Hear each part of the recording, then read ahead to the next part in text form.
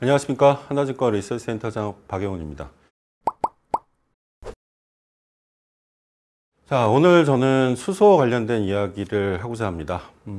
작년도부터 이제 전 세계적으로 뭐 탄소 중립이라든가 또는 무탄소 같은 얘기죠. 그 얘기가 진행이 되면서 꼭 반드시 나왔었던 이야기가 수소와 관련된 이야기입니다.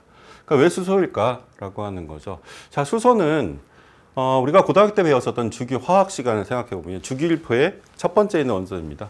우주에 제일 많습니다. 우주의 75%가 수소죠. 그리고 제일 가볍습니다. 많은데 다루기는 매우 어렵습니다. 왜? 반응성이 너무 좋아서 지구상에서는 대기 중에 수소의 농도는 0.5 ppm 정도, 대략 200만 분의 1% 정도죠. 거의 존재하지 않는다고 봐도 크게 무리가 없을 것 같습니다. 다루기도 어렵고 많이 존재하지도 않고 주로 존재하는 형태는 우리가 많이 알고 있는 물로서 존재하는 거죠. 근데 왜 수소일까라고 하는 건데 그 이유는 크게 네 가지에 있다고 생각을 합니다. 첫 번째는 신재생 에너지가 많이 늘어나기 때문이죠. 신재생 에너지는 대부분 전기를 얘기하는 거죠. 우리가 무탄소화라고 하는 부분은 결국엔 모든 산업이든 모든 소비든 다 전기화를 이야기하는 건데요. 그 전기화의 핵심은 바로 풍력과 태양광 발전의 증가겠죠. 이 그림을 보시면 풍력과 태양광 발전의 발전 단가는 최근 들어서 일반적인 화석 발전의 단가보다 가격이 더 낮아졌습니다. 많이 늘어났기 때문이겠죠. 대량으로 생산도 하고요. 그러다 보니 일부 북유럽 국가들에서는 가끔 전기가 많이 사용되지 않는 시간대에 전력 가격이 마이너스로 떨어지기도 합니다. 말이 안 되는 얘기죠. 너무나 많이 나오기 때문입니다. 이 많이 나오는 거를 쓰지 않으면 그대로 버려질 수밖에 없거든요. 그래서 대안으로 얘기가 나오는 것이 바로 수소입니다. 에너지 저장 장치로서의 수소인 거죠. 어떻게 저장하느냐? 많이 사용되지 않은 전기, 그 잉여 전력을 가지고 물을 전기 분해해서 이것을 저장해 두는 겁니다. 태양광과 풍력 같은 경우에는 발전이 꾸준하게 발생하지는 않거든요. 특히 태양광 같은 경우는 뭐 오전 9시, 10시부터 한 오후 3시 정도까지가 피크 타임 딱 끝나고 나면은 그래서 발전이 잘 안 이루어지죠. 그리고 비가 오거나 날씨가 나빠 당연히 안 되고요. 특히 풍력 같은 경우는 바람이 잘 불지 않으면 더더욱이나 대안이 없겠죠. 그래서 발전의 변동성이 되게 심합니다. 이거를 평화를 시켜줘야 되는 게 바로 수소인 거죠.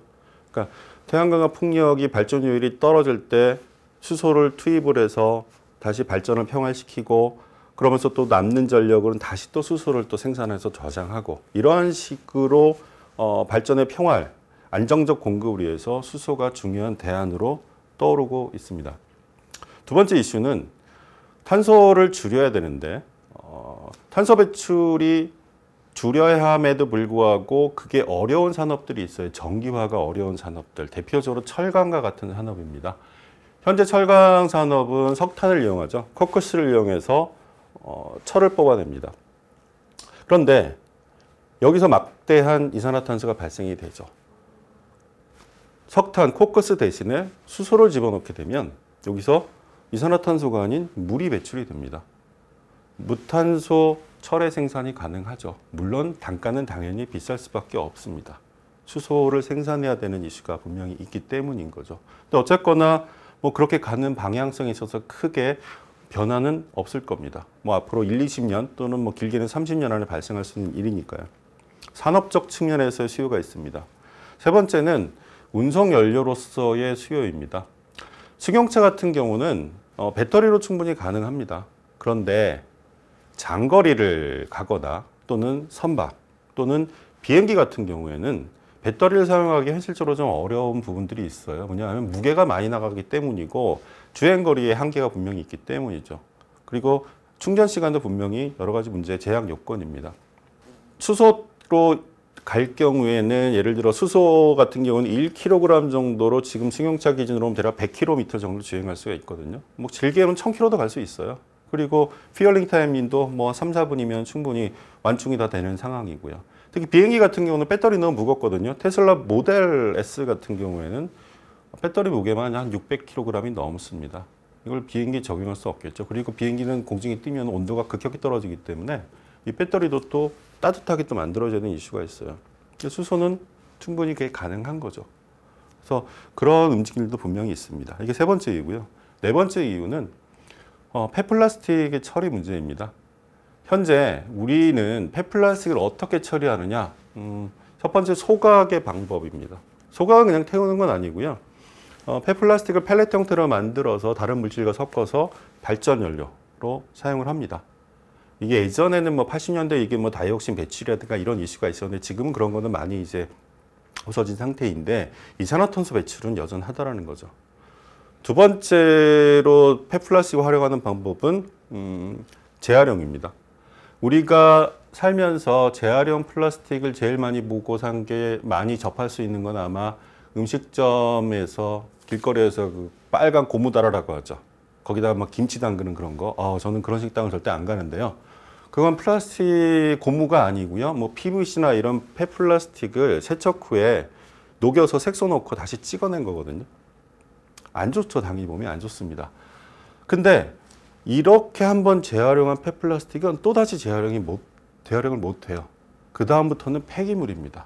우리가 페트병이나 이런 것들 지금 라벨을 붙이지 않은 상태에서 활용을 하고 있는데 한 번, 두 번은 가능할지 몰라도 세 번 이상 넘어가게 되면 뭐 한 번도 마찬가지죠. 그레이드가 떨어지게 되죠. 쉽지가 않습니다. 그 다음 단계는 매립으로 가야 되는 이슈가 있죠.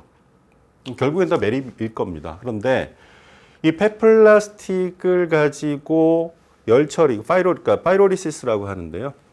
열 처리를 통해서 여기서 납사라든가 디젤과 같은 석유화학의 원료를 다시 뽑아낼 수 있는 방법은 있어요. 이게 바로 여기에 꼭 필요한 게 또 수소입니다. 크게 이런 네 가지 이유 때문에 다루긴 어렵지만 수소가 계속 이야기가 되고 있는 거죠. 자, 그럼 다음 이슈는 어떻게 만들 것이냐, 그리고 어떻게 저장할 것이냐의 이슈입니다. 수소를 만드는 방법은 크게 이 그림에서 보시는 것처럼 세 가지가 있습니다. 현재 가장 많이 사용하는 방식은 화석연료, 석탄이나 천연가스를 이용해서 수소를 뽑아내는 거죠. 그렇게 생산된 수소를 그레이 수소라고 합니다. 근데 천연가스, 메탄에서 우리가 수소 1톤을 뽑아내기 위해서는 이산화탄소가 한 10톤 가까이 배출이 됩니다. 매우 비친환경적이죠. 매우 환경적이지 않습니다. 그래서 그러면은 어떻게 할 거냐? 자, 생산된 이산화탄소를 다시 모아서 땅속에다 묻어두자라는 거죠. 어느 땅속에다 묻어도 그 땅속에 묻어두는 거는 우리가 기름이나 가스를 뽑고 나면 지하에 공간이 있을 거 아닙니까? 지하에 공극이 있을 텐데 거기다가 요거를 투입하자는 거죠. 요거를 이제 CCS, 탄소 포집이라고 하는 거죠. 그래서 탄소 포집 설비가 붙어 있는 상태에서 천연가스에서 수소를 뽑아내는 그러한 수소를 우리가 블루 수소라고 합니다. 이거는 친환경적이다라고 유럽에서도 인정을 하고 있는 상황이고요. 그 다음에 가장 깨끗한 거는 이제 그린 수소인 거죠. 이거는 탄소 배출이 전혀 없는 겁니다. 대표적으로 물의 전기분해를 생각하시면 됩니다. 자, 그런데 여기서 또 문제가 있는 게 뭐냐 하면 이건 대규모로 가야 되거든요. 비용도 상당히 많이 듭니다. 그리고 물을 전기분해하기 위해서 거기에 투입되는 전기는 어떤 전기를 쓸 거니 하게 되면 결국엔 태양광과 풍력을 대규모로 설치를 해야 돼요. 그리고 효율성, 이피션시라고 하는 측면에서 놓고 보면은 만약에 100의 전기가 들어가서 수소가 나왔을 때 이 수소가 가지는 에너지의 양은 투입된 전기의 한 60%밖에 되지 않습니다. 한 40% 가까이는 날아가는 거죠. 그거는 근데 뭐 어쩔 수가 없어요. 우리 예를 들어서 우리가 자동차를 운전해 간다 했을 때 자동차에서 가솔린이 얼마만큼의 에너지가 구동이 쓰일까요? 한 35% 정도. 나머지는 다 날아갑니다. 열로. 엔진룸 뜨거워지는 것처럼. 네, 그런 상황인데 어쨌거나 그린 수소는 뭐 궁극적으로 우리가 가야 되는 방향임에는 틀림없습니다. 자, 그런데 그렇게 생산한 수소를 저장을 해야 될 거 아닙니까? 근데 수소는 앞서 초반에 말씀드린 것처럼 매우 가벼워요. 그런데 가볍기 때문에 분자량이 작죠. 분자량이 작으니까 가볍겠죠. 부피가 그렇기 때문에 되게 큽니다. 그래서 가스 상태의 보관은 거의 불가능해요. 그럼 이걸 어떻게 저장해? 액화시켜야 됩니다. 그런데 액화시켜야 되는 그 온도가 마이너스 253도죠. 자, 온도는, 우주의 온도는 우리는 높이는 거는 계속 높일 수 있어요. 10,000도든 뭐 1,000,000도든 계속 높일 수 있습니다. 그런데 낮아지는 거는 한계가 있어요. 이게 절대 온도라고 하죠. 켈빈 값이라고 하는 마이너스 273도 이하로는 더 이상 못 낮춥니다. 그런데 수소는 마이너스 253도에서 액화가 이루어지죠. 비용이 되게 많이 든다는 이야기입니다. 그래서 일반적으로 가스를 저장하는 볼탱크, 그러니까 뭐 정유사 같은 데 보면 이렇게 둥그렇게 되어 있는 구조물이 있는데 이게 가스 저장하는 설비인데요. 이런 볼탱크 저장하는 건 너무 비용이 많이 들어갑니다. 현실적으로 말이 안 되는 이야기인 거죠. 그래서 유럽이나 또는 미국 같은 경우에서는 어떤 대안을 생각하고 있느냐 하면은 이 그림에서 보시는 것처럼 그 원유 또는 가스가 나오는 국가나 지역을 보면은 공통된 특징이 하나 있는 게 지하 한 2, 3km 더 깊게 들어갈 수 있는데요. 소금 지대층이 있어요. 소금 지대층이. 그러면 이 그림에서 보시는 것처럼 지상에서 그 소금 지대층까지 구멍을 뚫습니다. 그리고 거기에다가 물을 계속 흘려보내요. 그럼 이게 어떻게 되겠습니까? 소금이 녹겠죠. 그 녹은 소금을 계속 또 뽑아내고 계속 또 맑은 물은 아니겠지만 소금기가 없는 물을 계속 흘려보냅니다. 이 작업을 꽤 오래 해야 되겠죠. 그렇게 되면 어떤 게 나타나냐 하면은 이 소금 지질 때 공간이 생기게 됩니다.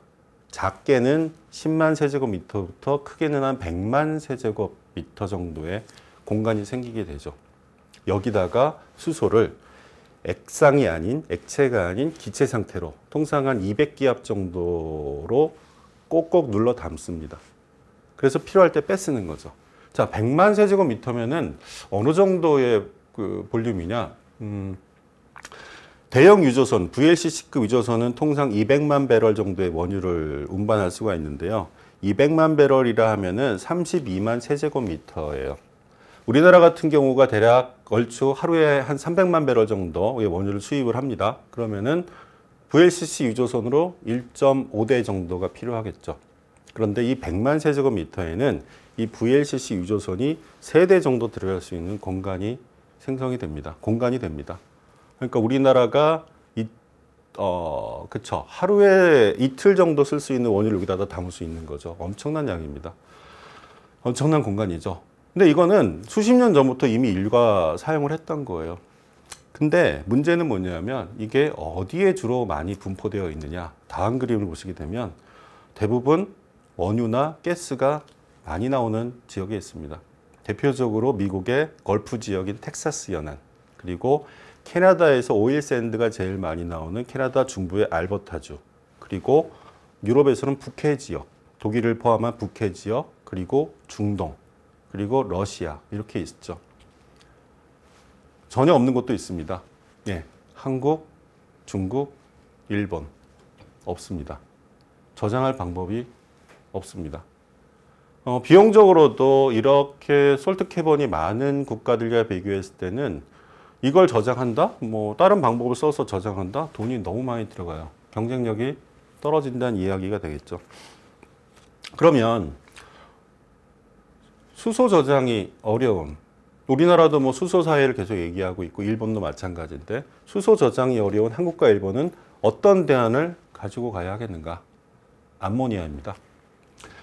왜 암모니아냐 하면은 암모니아는 우리가 알고 있는 모든 물질 중에서 수소의 비중이 가장 높습니다. 대략 17.8% 정도의 암모니아에는 무게 기준으로요. 17.8%가 수소죠. 그리고 수소는 마이너스 253도에서 액화가 이루어지지만 암모니아 같은 경우는 한 35도 정도에서 액화가 이루어집니다. 그리고 또 한 가지 재밌는 거는 수소는 주로 선진 시장, OECD 국가들 중심으로 앞으로 많이 사용을 할 거예요. 그런데 그렇지 못한 나라들도 많지 않습니까? 우리가 배를 뭐 유럽이나 미국으로만 보내는 건 아니잖아요. 대형 선박을 뭐 수출을 하기 위해서 아프리카도 가야 될 거고 남미도 가야 될 거고 여러 가지 지역을 다닐 겁니다. 동남아시아도 가야 되고. 근데 거기에 수소가 없으면 어떻게 할 거예요? 그런데 암모니아 같은 경우는 저개발 국가일수록 많이 사용을 합니다. 왜? 암모니아의 핵심 용도는 바로 비료이기 때문이죠. 예, 우리가 먹고 사는 것의 핵심을 해결해 주는 게 바로 비료고 그 비료, 요소 비료는 바로 암모니아로 만듭니다. 그래서 저개발국 갈수록 사실 암모니아가 많이 있어요. 뭐 선진국은 말할 것도 없고 주로 생산은 선진국에서 많이 이루어지니까. 그래서 이 암모니아가 기존에는 비료로만 인식이 되었던 것이 이제는 신재생 에너지의 중요한 연료, 에너지원으로서 이제 인식 전환이 이루어지기 시작한 거죠. 지난 2월 달에 세계 단일 기업으로는 세계에서 제일 많이 암모니아를 생산하는 미국 CF 인더스트리의 대표가 이런 말을 했습니다. 우리는 지난 수십 년간 암모니아를 생산해서 질소의 가치를 팔아왔다. 그런데 앞으로는 대략 한 17.8% 정도인 수소의 가치를 파는 시대가 오고 있다라는 이야기를 했습니다. 최근 우리나라 뭐 조선은 세계에서 가장 강하고 제일 크니까요, 조선사들이. 최근에 조선사들도 암모니아 추진선 이야기들을 많이 하고 있습니다. 암모니아는 재밌는 게 뭐 수소를 많이 가지고 있기도 하고 여기서 또 수소를 직접 우리가 빼낼 수도 있습니다. 그리고 직접 연소도 가능해요. 그렇기 때문에 암모니아를 활용하는 선박을 만들겠다라고 하는, 그리고 이게 아마 대세가 되지 않을까라고 이제들 다들 생각을 하고 있는 상황이죠. 그 노르웨이의 야라 인터내셔널이라는 회사가 있습니다. 이 회사도 CF 인더스트리만큼 암모니아를 많이 생산하는 회사인데요. 이 회사의 최근 주가를 보시면은 거의 레코드 하이 수준입니다. 비료 가격이 많이 올라서? 아닙니다. 그렇지는 않아요. 왜? 인식의 전환이 발생되었기 때문인 거죠. 일본 같은 경우는 향후 그 에너지 전환 시대, 무탄소 시대로 가기 위해서 핵심 에너지원으로 암모니아를 언급을 하고 있습니다. 왜? 운송 보관이 아주 쉽기 때문인 거죠. 자, 우리나라도 그와 크게 결을 달리하진 않을 것 같습니다. 자, 여기까지 제가 오늘 수소에 관련해서 말씀드렸고요. 다음 시간에는 그러면 이러한 에너지 전환 과정에서 우리가 많이 알고 있는 엑스모빌이라든가 토탈, 쉘 이런 기업들은 어떻게 하고 있고, 그리고 그 분야에서 제일 잘하고 있는 기업은 어떤 기업이 있는지 그것 관련된 이야기들을 드리도록 하겠습니다. 네, 이상 마치겠습니다. 감사합니다.